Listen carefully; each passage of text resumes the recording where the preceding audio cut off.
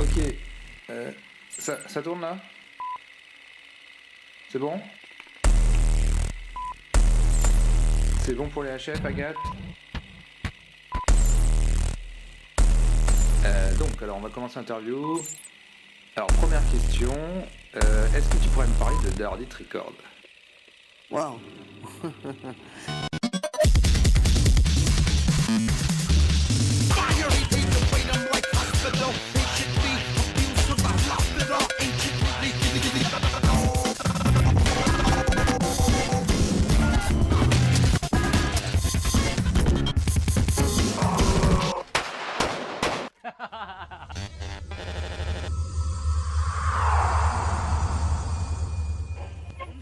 Sur la toile consumériste fourmille une jungle de tout et de rien.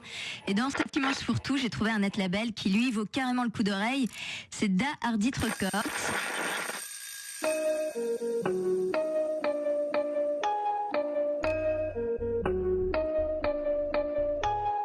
De l'électro frappé, barré. C'est gratuit comme toutes les productions de ce net label. Leur philosophie, c'est clairement encourager une culture libre et gratuite.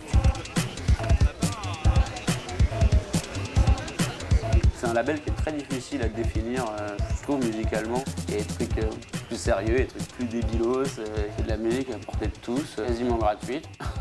Et avec plein de choses intéressantes à découvrir, qu'on n'entend pas forcément partout.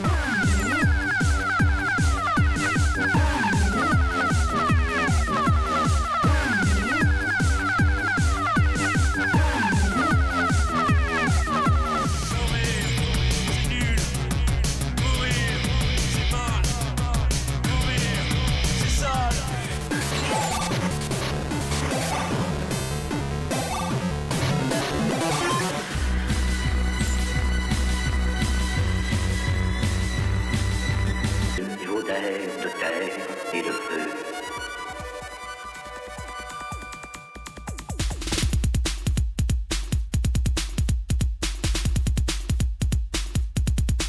Premier truc que je me suis dit, qu'est-ce que c'est que ce blaze et qu'est-ce que ça veut dire justement? Pourquoi Da Hardit quoi? Da Hardit Records. Alors Da pour moi c'est oui en russe. Non.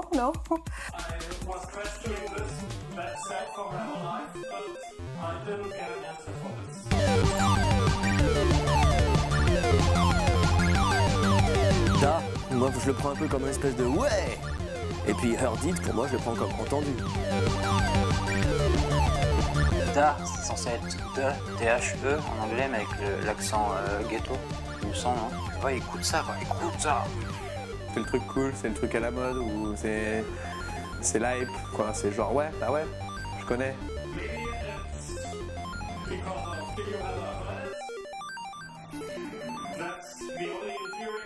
Et il m'a jamais dit, Johan, il m'a jamais dévoilé la clé de ce mystère. En fait, ça veut absolument rien dire. I'm lazy, you know. I'm lazy, you see. I know I'm lazy. I'm not proud. Dark Ambient 1995, enregistré sur cassette, et on l'a sorti parce que c'est extrêmement bien. Bozou, c'est le patron de Hardit. Bozou, c'est Johan, et qui est très impliqué dans ce qu'il fait, et ça fait plutôt plaisir de bosser avec lui. Les premières fois que je l'ai vu, je saurais pas dire la première soirée où je l'ai vu, mais c'était très rigolo. C'est un jeune garçon, un jeune homme, qui venait aux soirées. On avait monté le Paris HQ, qui était le représentant parisien de micro-musique, où on faisait des soirées 8 bits.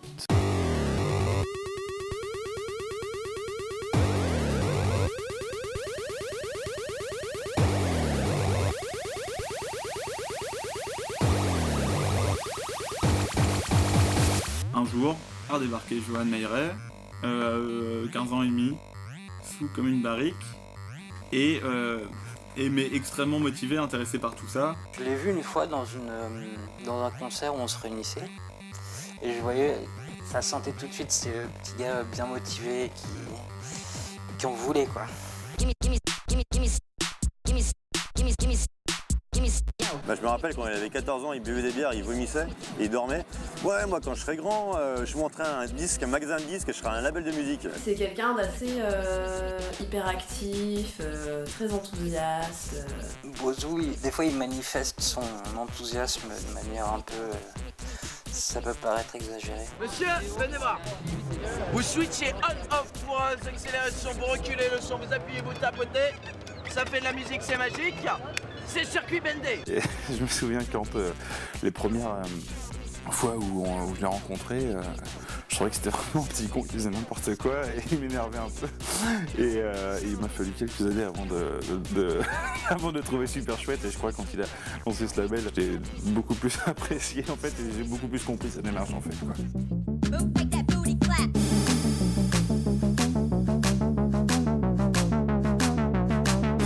Au début en fait du label, à sa naissance en 2006, il y avait une thématique, une dominante assez forte qui était la musique 8 bits, chiptune.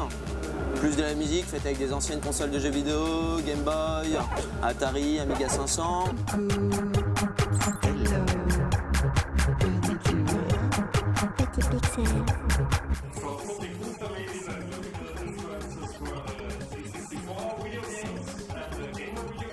Une Game Boy, c'est un séquenceur, enfin on l'utilise en tant que séquenceur, et donc c'est comme à peu près tous les instruments de musique électronique, il y a tout plein de boutons, on peut enregistrer des séquences.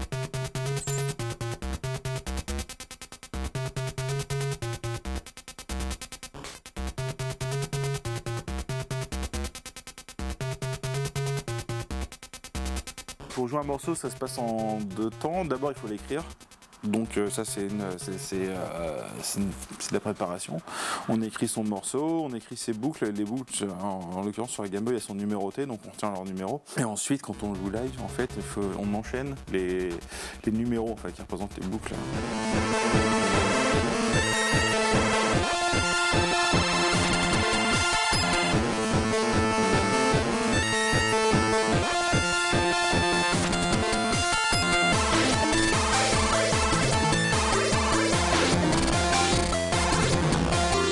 La chip music, au début, ça m'a vachement séduit comme ça, et je voyais de loin qu'il y avait des gars à Paris qui organisaient ce type de soirée. Donc ça me mettait plein de paillettes dans les yeux, et j'ai découvert il n'y a pas longtemps que c'était eux en fait.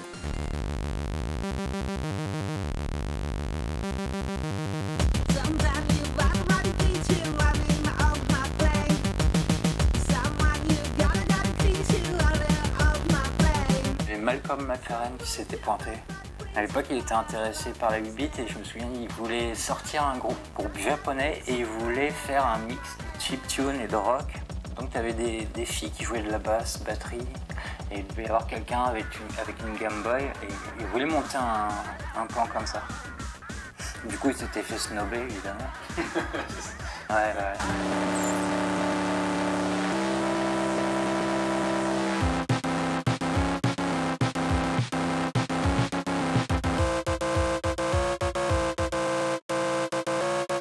Il y avait quelque chose de tellement déglingue. C'était ça qui nous plaisait d'ailleurs dans la 8 bits, c'était cette espèce de truc bizarre, faire de la musique avec des Game Boy, faire n'importe quoi avec. Mais pas du tout, en fait il y avait quelque chose d'absolument pas sérieux dans ce qu'on faisait. Tout le crew qui s'est retrouvé à Paris autour de ça, c'était une bonne bande de tarés, ouais. Hello, here I'm nothing. Please give me some lyrics.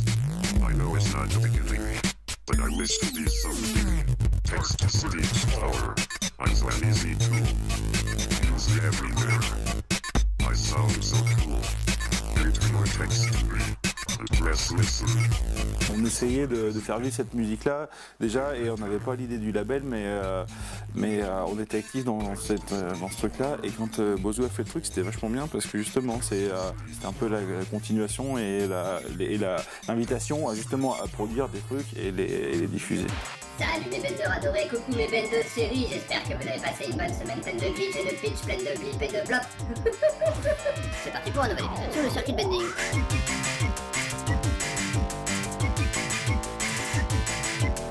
Et cette semaine, on va bender ce joli petit clavier.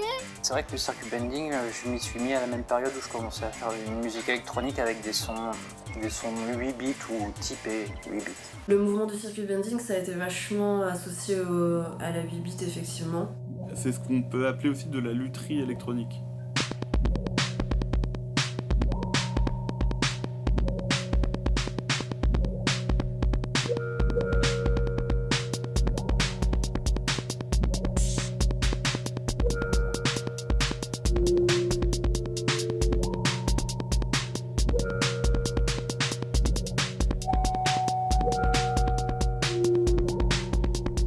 À partir d'objets électroniques, des biens de consommation simples, en gros des jouets pour enfants la plupart du temps, on va fabriquer des instruments de musique qui vont être utilisables pour faire de la musique.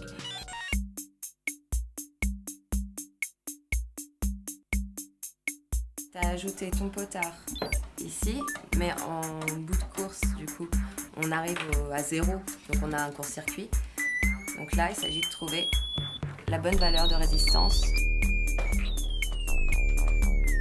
On va regarder encore, on va continuer de chercher parce que là je pense qu'il y a encore plein. Là on a trouvé une combinaison, mais je pense qu'il y en a d'autres à trouver.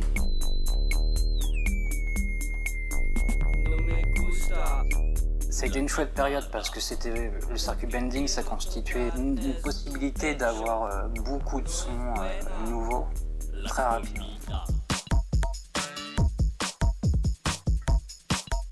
Visuellement, c'est génial, c'est de l'art plastique. Hein.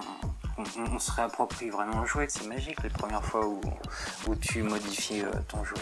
Quand tu vois un type de 35 ans en train de jouer avec un jouet pour les nourrissons, un truc d'éveil, et à répéter la même boucle dégueulasse parce que le son, c'est des tout petits haut-parleurs et c'est ouais. Pour quelqu'un qui comprendrait pas trop que c'est un atelier et il est en train de créer, de faire du circuit bending, vous avez des gens qui hallucinent.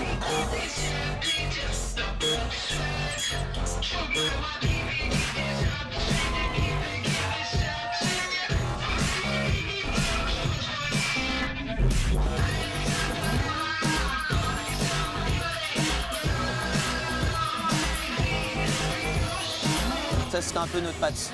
Après, il y a un vrai désir de ma part d'ouvrir le label et d'être beaucoup plus éclectique. Ça s'élargit comme catalogue de plus en plus à chaque sortie. Et ça, je trouve ça très bien, justement. Je trouve l'idée de s'élargir et de ne pas se confiner à des styles précis, moi, c'est quelque chose que je trouve très réjouissant de façon générale.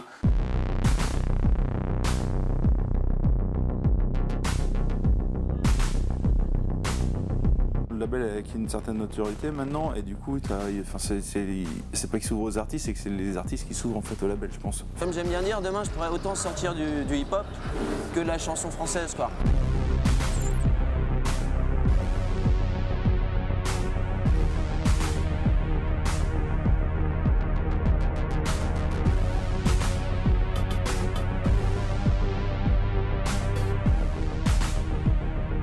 Pour avoir déjà passé de la musique bretonne, je crois pas qu'il aime beaucoup.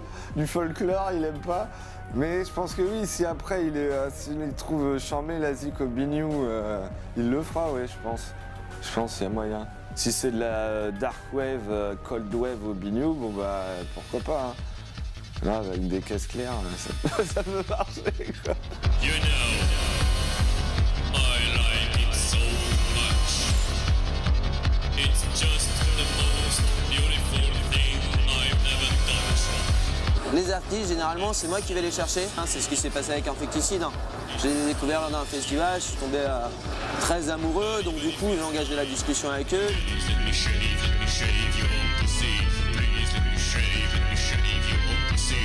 Infecticide, j'ai toujours eu du mal à le définir, mais c'est une sorte de new wave électropunk post-industriel néo-dada, en gros. C'est comme un rêve pour nous d'être ici. Un rêve éveillé en pleine journée. Un truc bizarre où les gens sont pas encore bourrés quand on joue.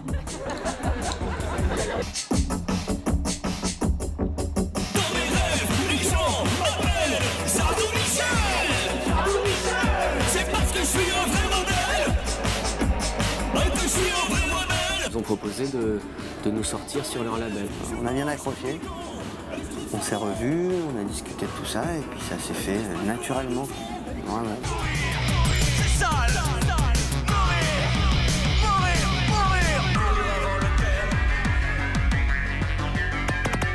Ça fout la haine, mourir en conduisant. C'est pas trop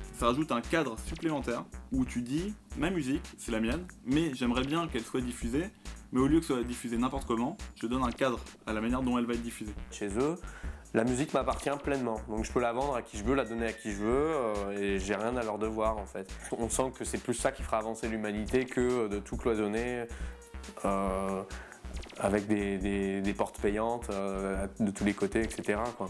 Il y a une vraie vision de leur part, quelque chose de militant. Ah non, moi c'est pour la thune. La thune et les putes, c'est tout quoi. C'est pour ça que je fais de la musique.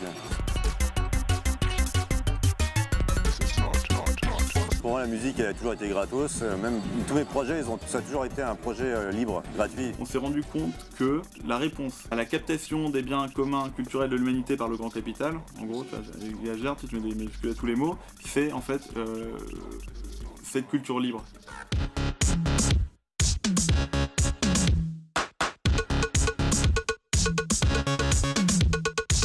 Moi je fais ça parce que c'est pratique, tu vois, le côté open, c'est parce que justement t'as pas envie de t'emmerder, t'as envie de faire de la musique et de la diffuser quoi, et t'as pas envie de 15 000 intermédiaires, de te faire chier avec des histoires de droits et de machin, c'est aussi je pense pour ça que pas mal d'artistes sortent pas leurs travaux. Les grosses majors de musique, ça me fait gerber, et j'adore aller sur un stand d'ordi et m'acheter un super album à 5 € plutôt que d'aller m'acheter le dernier Moran à 20 €.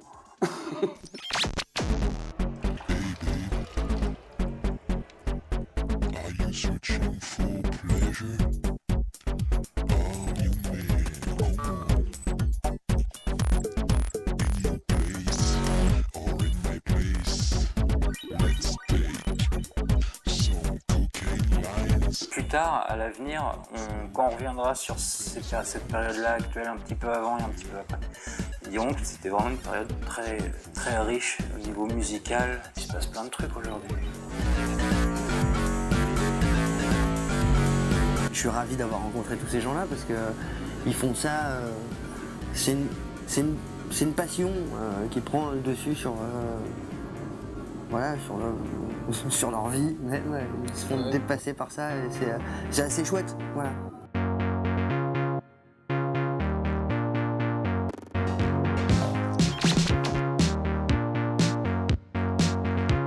J'ai promis à Bozou de faire un album qui devait sortir à Noël, Noël passé.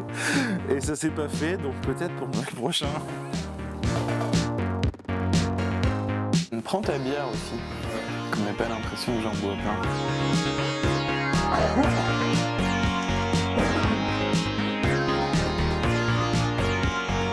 Regarde, on va faire chez Berthier. Et Berthier, Pense à la vie, pense à la mort. Le hasard n'est pas la potentialité.